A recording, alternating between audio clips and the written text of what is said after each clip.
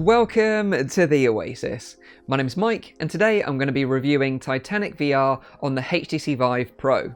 So I'm going to be trying something a little different with this review, so I'd love to know your feedback in the comments down below. But without further ado, let's dive in. Titanic VR is an immersive and historically respectful education game from VR Immersive Education.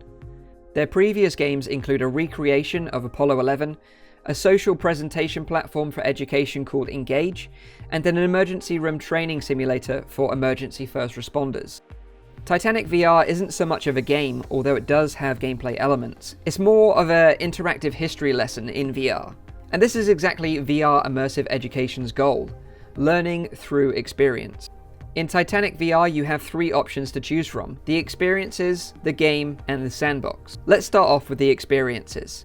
Lifeboat 6 is a short experience that places you aboard the ship as the evacuation of HMS Titanic begins. You follow the journey of the fictional Matthews family as they're separated, as only women and children were allowed to board the initial lifeboats. Once aboard the lifeboats, you're a helpless bystander, just witnessing the events unfold.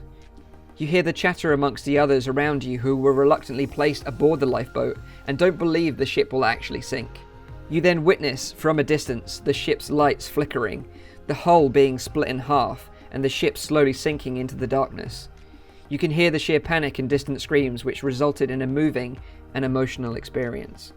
Further experiences include guided wreck tours. The longer of the two tours available is a 45-minute rover tour, where you're guided through an accurate representation of the ship, whilst a narrator provides you with an interesting and informative history lesson about the ship's various functions and the people aboard. The sheer sense of scale as you navigate the innards of the Titanic is breathtaking.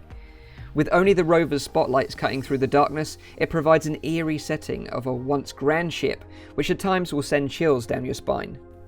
In the game part of the title, you take the role of Dr. Ethan Lynch from a fictitious university who's been funded to explore the wreck in a bid to answer questions that have remained submerged for over a century. You're given full control of navigating the submersible and rover as you embark on a series of search and collection missions where you must dive to the bottom of the North Atlantic and retrieve passengers' belongings.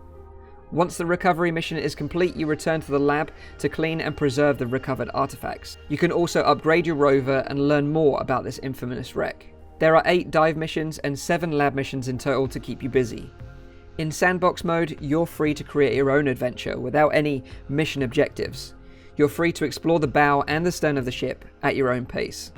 So to conclude my thoughts, I had some minor niggles with the control models looking like Windows MR controllers despite using the HTC Vive, and here and there were some rough looking textures, but overall nothing that broke the experience for me.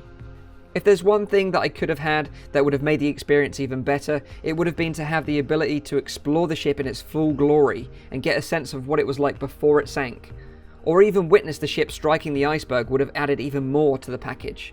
However, I have to congratulate VR Immersive Education for putting together such an amazing recreation of the ship for people to explore. The digitally recreated wreck must have been a real labour of love for the team. I lived in Ireland myself for 3 years in my early teens, and the Titanic was a big part of my school's curriculum. Had this been available when I was a kid, I would have learnt so much more through experiencing the events firsthand. This experience won't be for everyone, and that's fine. However, if you're at all interested in history or enjoy exploration, then I would wholeheartedly recommend Titanic VR. This really excites me about the future of education in virtual reality, and I look forward to trying more experiences from VR Immersive Education in the future. I know they've recently showcased a collaboration with the BBC where you can experience being inside a Lancaster bomber during the 1943 Berlin Blitz in World War II. They've actually used the original radio broadcast to add to the immersion, and hopefully this experience will be released soon, as I can't wait to try it out for myself. Okay guys and girls, so there we have it. That is my review of Titanic VR. I'd love to know your thoughts in the comments down below. Have you tried Titanic VR, or you haven't tried it? Are you interested in it, or you just want to pass this one by? I'd love to know your thoughts in the comments down below either way. So I hope you guys and girls have enjoyed this review. If you have, please leave a like, make sure you're subscribed for all my future content, and as always, I'll see you on the next one. Cheers.